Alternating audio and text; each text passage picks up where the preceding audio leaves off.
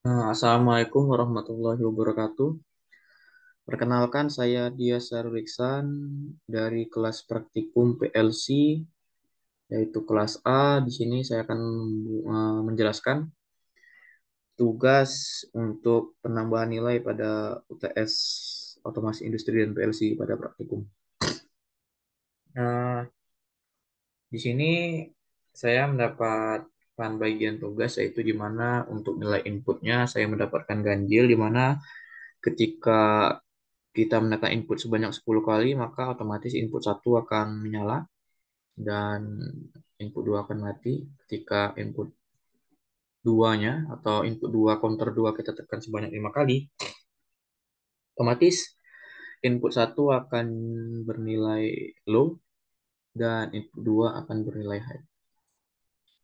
Selanjutnya untuk bagian output, saya mendapatkan tugas ganjil juga karena NIM saya 5 dan tugas ganjil di mana ketika input satu high, otomatis output satu dan output 2 akan menyala secara bergantian selama 2 detik.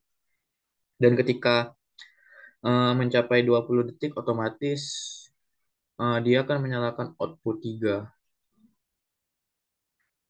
Jika output 3 telah menyala, maka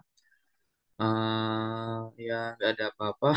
Output 3 menyala 20 detik dan output satu dan output 2 tetap bergantian, dan ketika kita ingin mematikannya kita cukup menekan input 2, yang dimana input 2 tadi kita harus masukkan counter sebanyak 5 kali, maka otomatis semua rangkaian tidak akan bekerja.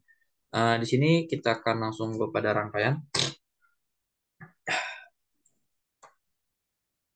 Eh, Pada bagian awal merupakan bagian input counter.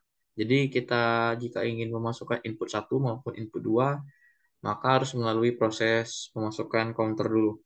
Jika ingin memasukkan input satu, maka kita harus memasukkan counter sebanyak 10 kali. Di sini saya menggunakan CNTR atau reversible counter, di mana tingkat efisiensi menggunakan CNTR itu lebih baik, di mana kalau kita memasukkan nilai input yang kita inginkan, plus tambah satu, karena ketika kita ingin menyalakan ini, maka harus ditambah satu kali lagi, maka otomatis akan menyala. Dan uniknya, kita bisa melakukan counter pada CNTR itu secara terus-menerus tanpa harus melakukan reset. Untuk input 2 juga menggunakan CNTR agar lebih fleksibel dan praktis. Di sini sebanyak 5 kali untuk CNTR pada input 2. Di sini pada bagian counter, inputan pada counter, di sini saya menggunakan ada keterangan ya, di bagian output ada input satu dan input 2. Di sini difungsikan untuk penanda lampu saja, di mana ini menandakan bahwa oh input satu sedang high, dan di mana nanti mungkin saja input 2 sedang low. Begitu sebaliknya. Di sini saya menggunakan rangkaian pengunci agar input satu atau input 2 bisa dalam keadaan high terus-menerus. Kemudian di bawahnya ada bagian timer. Di sini kontak bantu difungsikan itu untuk penanda di mana proses pergantian output satu dan output 2 tetap terjadi. Di sini ada timer untuk timer satu, di sini ada timer 2. Dia akan menyala secara bergantian selama 2 detik. Jadi tiap 2 detik timer akan menyala secara bergantian. Dan di bawahnya juga ada timer, tetapi pada line yang terpisah, menggunakan kontak bantu tadi sebagai penanda bahwa proses perpindahan dari output satu dan output 2 terus terjadi. Kemudian ada timernya untuk proses 20 detik dia menyala bergantian, maka setelah mencapai 20 detik otomatis output 3 akan menyala. Melalui output 3 menyala itu kalau dia setelah mencapai 20 detik. Di sini coba kita masukkan inputnya sebanyak 10 kali. 1, 2, 3, 4, 5, 6, 7, 8, 9, 10, 11. Di sini dia akan terus bergantian untuk output satu dan output 2 terus bergantian selama 2 detik. Dan pada proses ini timer pada 20 detik yang di sini dia akan terus nge-count atau menghitung hingga dia mencapai 20 detik. Ketika 20 detik sampai, maka output 3 akan menyala. Ketika output 3 akan menyala, output satu dan output 2 tetap akan menyala secara bergantian. Setiap 2 detik dia akan menyala secara bergantian terus-menerus hingga ketika kita masukkan input 2 pada counter.